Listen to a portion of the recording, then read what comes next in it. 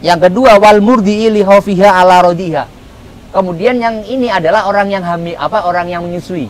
Orang menyusui kalau misalkan dia khawatir kepada bayinya yang disusu, akan selamatannya, nanti orang di sini, orang yang hamil, orang yang menyusui itu nanti harus mengkodok dan membayar fidyah. Kalau misalkan orang menyusui sama orang yang hamil khawatir kepada bayinya aja nih, bukan kepada dia, kepada dirinya gitu. Amma idza aftarata khaufan ala anfusihima. Gimana kasusnya kalau misalkan orang yang hamil, orang yang menyusui khawatir kepada dirinya aja. Nah, iya. Atau au ala tiflihima. Atau dua, pertama khawatir kepada dirinya. Kalau yang pertama kan tadi sama khawatir anaknya. kepada dirinya aja, pada anaknya aja. Kemudian Ustadz mau nanya dong. Assalamualaikum warahmatullahi wabarakatuh. Waalaikumsalam warahmatullahi wabarakatuh. Tanya Ustadz. Ustadz, nanya dong. Oke. Inilah sebelumnya kan kita ngebahas kriteria, Ustadz. Antara orang yang sakit, hamil dan menyusui, kriterianya gimana tuh? Mereka tuh boleh diperbolehkan tidak berpuasa sama tetap wajib berpuasa. Nah, sekarang nih, konsekuensi bagi orang yang sakit, hamil dan menyusui kalau misalkan mereka nggak berpuasa. Gimana, Ustadz? Selanjutnya, Assalamualaikum warahmatullahi wabarakatuh. Waalaikumsalam warahmatullahi wabarakatuh. Alhamdulillah wassalatu wassalamu ala rasulillah mabada la haula wala quwata illa billahil aliyil azim.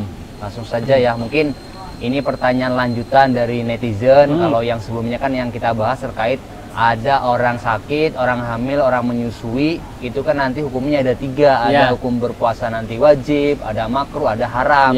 Terus kemudian nanti gimana kalau misalkan mereka tidak berpuasa? Apa yang harus mereka lakukan? Apakah qada doang atau nanti membayar fidyah ataupun yang lain? Di sini saya juga sudah menemukan jawabannya dalam kitab Taqriratus Sadidah. Langsung saja Ustadz ya. Biar langsung menyingkat waktu. Bismillahirrahmanirrahim. Mayalzamu fi al-qada wal fidyah. Jadi nanti ada salah satu perkara yang mana apabila kita tidak berpuasa, itu nanti ada 2 hal yang harus kita lakukan. Pertama, membayar fidyah dan qada. Itu siapa saja? Al-iftar al-awal, al-iftaru li khaufin ala ghairihi. Ka fitri hamili li khaufiha ala janiniha wal murdi'i li khaufiha ala rodi'iha. Yang pertama itu apabila ada orang di sini adalah berbuka, dalam artian tidak berpuasa karena khawatir kepada orang lain. Itu nanti satu, dia harus mengqada di selain bulan Ramadan dan dia harus membayar fidyah. Contohnya seperti apa? Kafitril hamil li khaufiha. Seperti contohnya berbukanya orang yang hamil karena khawatir kepada orang lain. Contohnya gimana?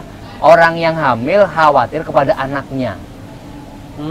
Yang janin apa anaknya? Janin itu dalam artian ya hamil itu, janin itu dalam artian anak yang ada di perutnya gitu. Kirain dia punya anak lain gitu. Enggak, ini kan membahas terkait orang yang hamil ketika dia khawatir kepada bayinya, khawatir dalam artian keselamatan jiwanya. Nanti kalau dia nggak berpuasa, nanti harus mengqada dan membayar fidyah. Atau yang kedua, wal murdi'i li khaufiha ala rodiha. Kemudian yang ini adalah orang yang hamil, orang yang menyusui. Orang menyusui kalau misalkan dia khawatir kepada bayinya yang disusu, akan selamatannya, nanti orang di sini, orang yang hamil, orang yang menyusui itu nanti harus mengqada dan membayar fidyah. Kalau misalkan orang menyusui sama orang yang hamil khawatir kepada bayinya aja nih, bukan kepada dia, kepada dirinya gitu. Itu yang pertama. Ada lagi amma idza aftarata khaufan ala anfusihima. Gimana kasusnya kalau misalkan orang yang hamil, yang menyusui, orang yang menyusui khawatir kepada dirinya aja. Nah, iya. Itu atau au ala tiflihima. Atau 2, pertama khawatir kepada dirinya. Kalau yang pertama kan tadi sama khawatir anaknya. kepada dirinya aja, pada anaknya aja. Kemudian yang kedua dia khawatir kepada dirinya. Atau 2, khawatir kepada dirinya sama kepada anaknya. Falaisa alaihima ilal qada faqat. Maka orang tersebut, orang yang hamil, orang yang menyusui hanya diwajibkan qada. Oh, berarti nggak perlu bayar fidyah. Nggak perlu. Makanya ada timbul pertanyaan. Kalau orang yang hamil, orang yang menyusui khawatir kepada anaknya aja, itu 2 yang didapatkan. Qada plus fidyah. Tapi kalau orang yang hamil sama orang yang menyusui khawatirnya kepada dirinya aja nih, atau didobel. Didobel berarti apa? Berarti sama anaknya dia wajib qadha aja. Makanya jangan sampai tapi jangan dimainin, nanti saya jangan sampai khawatir kepada anaknya aja dah, khawatir nanti bayar fidyah, tapi jangan. Iya, jangan dijadikan alasan gitu. Itu yang pertama, seseorang yang wajib membayar fidyah dan harus menunaikan qadha di lain waktu. Ada lagi yang kedua, al-iftaru ma'a tahril qadha ma'imkanihi. Orang yang kedua, orang yang diwajibkan untuk membayar fidyah dan qadha itu adalah orang yang tidak melakukan puasa di bulan Ramadan, kemudian belum sempat mengqadha, datang lagi bulan Ramadan selanjutnya. Contohnya gini, puasa misalkan di bulan Ramadan sekarang nggak berpuasa, misalkan ketika sakit 1 hari, kemudian dia kan harus mengqadha. Ternyata sampai bulan Ramadan datang lagi, dia nggak mengqadha, itu nanti dapat 2, qadha plus fidyah. Jadi nggak cuma qadha. Paham nggak? Jadi contoh nih, harus qadha. Kamu misalkan di bulan puasa sekarang, nanti nih nggak berpuasa 1 hari. 2024. Kemudian kamu kan harus mengqadha nih dari waktu. Ternyata sampai Ramadan di tahun 2005 kamu nggak sempat mengqadha. Maka kamu nanti harus 2, harus mengqadha plus membayar fidyah. Berarti kalau kita habis sakit tuh harus langsung buru-buru di qadha ya? Jelas, khawatir apa? Khawatir nanti datang Ramadan yang selanjutnya. Ya, karena kelupaan ya. Ya, itu. Dan dintar-ntar hari 2 tahun kemudian. Berarti secara tidak langsung ada 2 nih. Orang yang diwajibkan menunaikan qadha dan membayar fidyah. Yang pertama, orang yang hamil dan orang yang menyusui ketika dia khawatir kepada dirinya aja. Itu yang pertama. Kepada anaknya. Yang kedua, orang yang tidak sempat menunaikan qadha, kemudian datang bulan Ramadan yang selanjutnya, itu wajib membayar fidyah dan harus menunaikan qadha. Yang kedua, mal yazamu fi al-qadha dunal fidyah. Orang yang kedua hanya membayar qadha. Berarti apa? Harus berpuasa aja tapi tidak membayar fidyah. Contohnya apa? Seperti orang yang sakit. Orang yang sakit misalkan kata dokter nanti harus minum obat ya. Kalau misalkan nanti nggak minum obat nanti sakitnya tambah parah. Itu nanti kalau hal itu terjadi berarti orang yang sakit hanya membayar qadha, dalam artian dia harus berpuasa di selain bulan Ramadan tapi tidak membayar fidyah. Atau orang yang pingsan juga sama. Atau ada orang yang ketika di malam hari dia tidak niat di bulan Ramadan, maka nanti otomatis kan kalau nggak niat di malam hari kan nggak sah. Kecuali kalau di malam pertama dia niat untuk 1 bulan.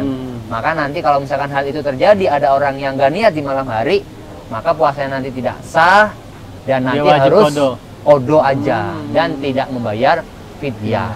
Yang kedua adalah menunaikan qadha tapi tidak membayar fidyah. Yang ketiga, mayal zamufi al fidyah dunal qadha.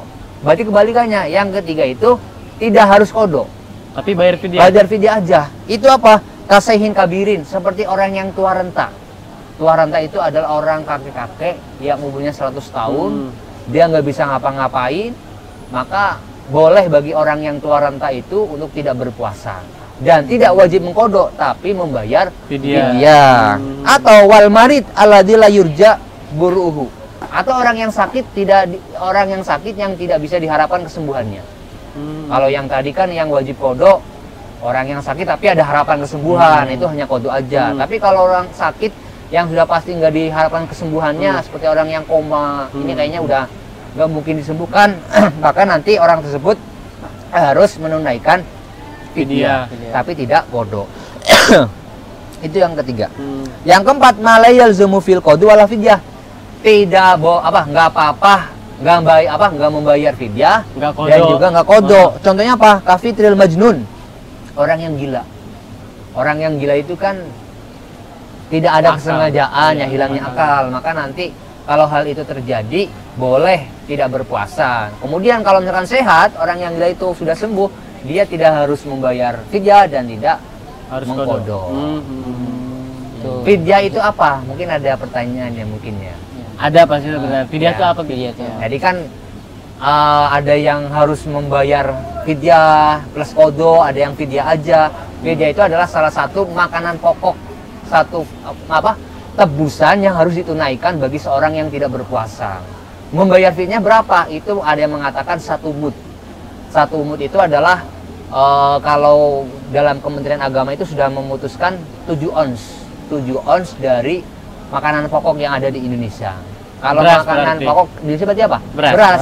Berarti nanti kalau misalkan ada orang yang tua renta, punya kakek nih, udah tua renta, terus juga nggak mampu untuk berpuasa, maka nanti boleh nggak berpuasa. Dan itu nanti boleh diganti dengan membayar Fidyah. fidyah.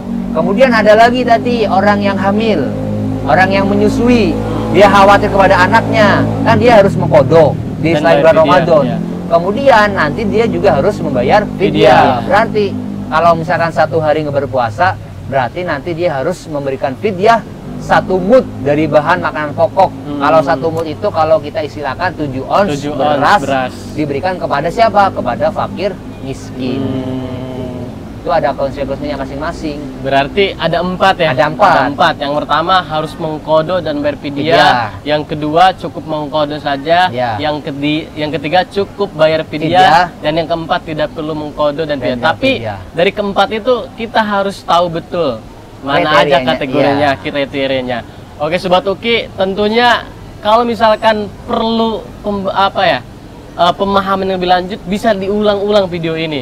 Karena kita harus mempelajari betul ya, Iya. Gus, kriterianya atau kategorinya, mana yang termasuk kita harus membayar kodo dan Iya. fidyah, mana yang cukup dengan kodo, mana yang cukup dengan fidyah, atau yang nggak perlu dua-duanya. Yang mau bertanya, karena kita masih ada beberapa episode ke Iya. depan, langsung aja DM ke Instagram Uki TV, PM Uki, dan bisa langsung ke Ustadz Man Harjen Jajuli.